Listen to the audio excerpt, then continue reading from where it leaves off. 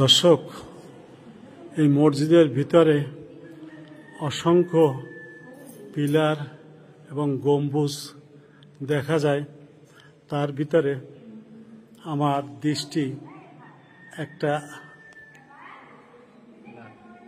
পিলারের উপর, সেই পিলারটাকে আপনাদের দেখাচ্ছি। এই সেই পিলার।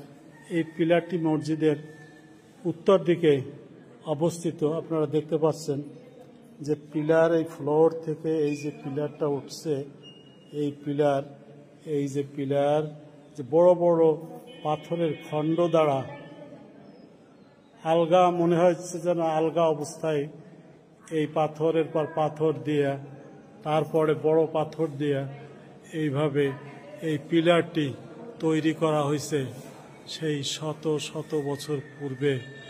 এখনো এই অবস্থায় এটা আছে। পিলারের চারিপার্শ্বটা আমি দেখাচ্ছি আপনাদের।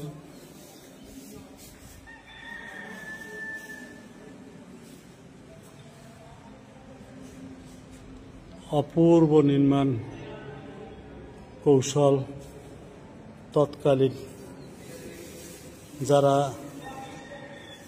এই হাতে কলমে এই মসজিদটা নির্মাণ করেছিলেন, হযরত খানজাহান আলী রহমতুল্লাহের নির্দেশে বা তত্ত্বাবধানে।